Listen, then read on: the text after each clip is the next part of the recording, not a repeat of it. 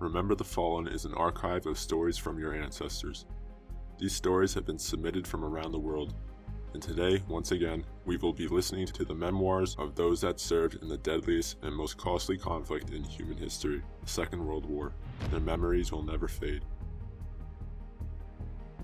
My grandpa got sent to a POW camp in Croatia and was tortured and kept there for 10 years. My grandpa met his father for the first time in his life when he was 14. My other grandpa, from my father's side, was a big Nazi involved in war crimes. Sadly, that's all I know. I am honestly not sure if I should ask my grandma to tell me his story. You know, in my country here in Austria, we don't know how we should treat these stories. Often it's not clear if someone was a Nazi or not. Others didn't tell their story because of the horrific scenes they saw. I hope I will find out more about my family. Rest in peace to all of the soldiers and civilians who died in this horrific war. May this be a lesson to all of us. My grandfather fought in the Pacific in a couple of the really big battles. He was a combat engineer. He never spoke to anyone about the war, but I do remember every summer he got a rash on his leg and he called it jungle rot. He said a lot of the guys got it in the war, and he could never get rid of it.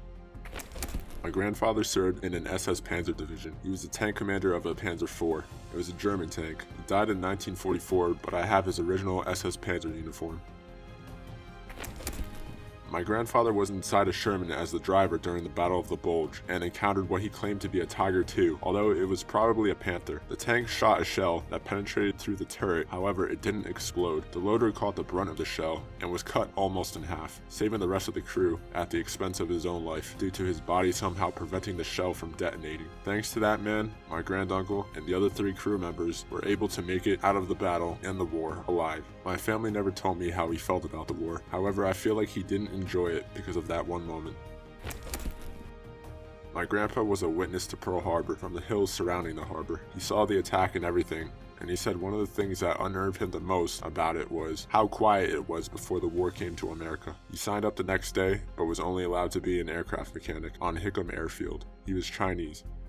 So I told you the tale of my grandfather, but I will tell you the tale of his friend. His name was Fred. Fred was a Marine with who knows what division. I got the story from my grandfather, so take it with a grain of salt. Fred fought at D-Day, and he survived the ordeal, but was then assigned to the Battle of the Ardennes. He made it through, but it was the Battle of Berlin he died at. He was killed supposedly by a German grenade that was thrown at him. He was saving a group of civilians that had left too late. They were in the crossfire of American forces and Nazi SS. He led them to safety and then boom, he was killed. Sadly, his body was never found, and my grandfather said he missed him. I would take all of this with a grain of salt though, since it was a long time he heard of this, and I was only told this 3 years ago. My great-grandpa was the commander of probably an M5A1 Stuart while he was serving as part of the 12th Armored Division, 92nd Cavalry Reconnaissance Squadron. He died of unknown causes, probably disease, outside of Munich just before the war ended. My great-grandfather served in the 23rd Wehrmacht Armored Division. He deserted after a year as he was conscripted forcibly after his region was annexed by the Germans, and he was not sympathetic to the war effort in the least. Our Polish hero was a soldier, and he saw a whole German division marching towards the battlefield with tanks. He was under sandbags and couldn't be spotted, so what he did was use a mine to destroy one of their tanks, even if he knew that it didn't make sense since there was a lot of them, but still he made it. When the tank exploded, the explosion was so powerful it blasted him away and knocked him out.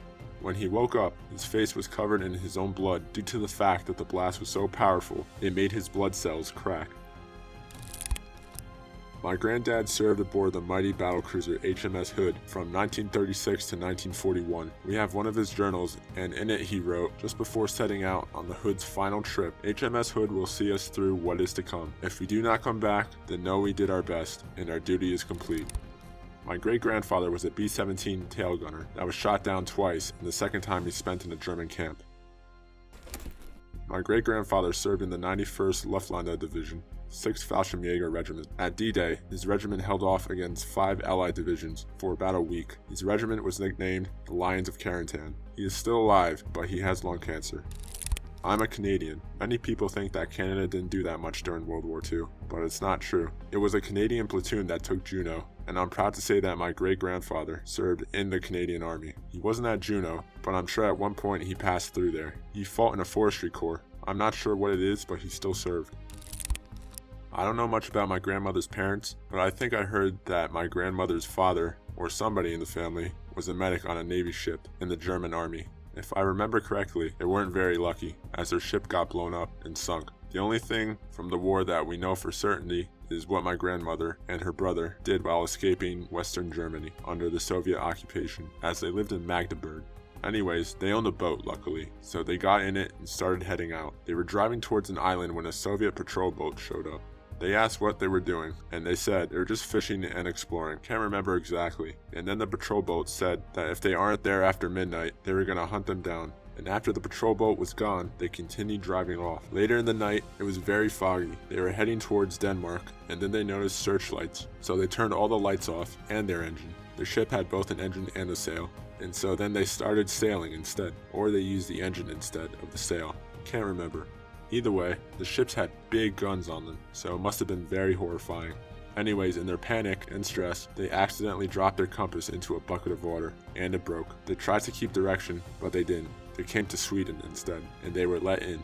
They even got on the newspaper. So I'm Swedish, but like 25% German. My grandmother's brother wrote a book about this escape, and we have it. I don't know if there were copies or not, but my grandmother and her brother's story are a tad bit different, and the grandmother's story should be a bit more believable since she was older than him. My grandfather was the commander of a King Tiger in France. He survived the war and immigrated to America and lived there until his final days. He lost everyone he knew in World War II. My great-grandfather was in a Panzer IV. His tank was hit directly in front of the commander, and he was killed from the shrapnel. My grandfather was living 2 kilometers west of Paris when the war started. He wasn't able to fight because his arm was broken, and it was killing him because he couldn't fight for his country. When the Allied forces came to his village a few days before the Battle of Paris, he said to an American Sherman commander, "Give me a gun and I will fight with you. It is my country and it's my duty to fight for it." He also gave positions of German troops in the area that already retreated to Paris. During the battle, he killed 2 German soldiers and helped destroy 1 vehicle. I don't know what kind, maybe a half-track. But sadly, he got shot in the leg the last day of the battle by a retreating German. He got saved by 2 French Free Forces soldiers that killed the German and then brought him back to a doctor. The bullet was removed, but a bit too late, and he suffered an infection, so he wasn't able to continue the fight to free France. But he was proud that he fought for the liberty of his country. Oh, and he survived, but he wasn't really able to run right again. Alright, and that will be it for this episode. Thank you guys for listening. And huge thanks for those who shared their family stories with us. If you would like us to cover your ancestor's story from World War II, please feel free to leave them in the comments below. And next time we'll try to include yours in the video as well. Now, if you enjoyed this, please like the video and subscribe for new uploads. We'll be uploading weekly and probably going into many more stories in the near future. So, until then, I'll see you next time.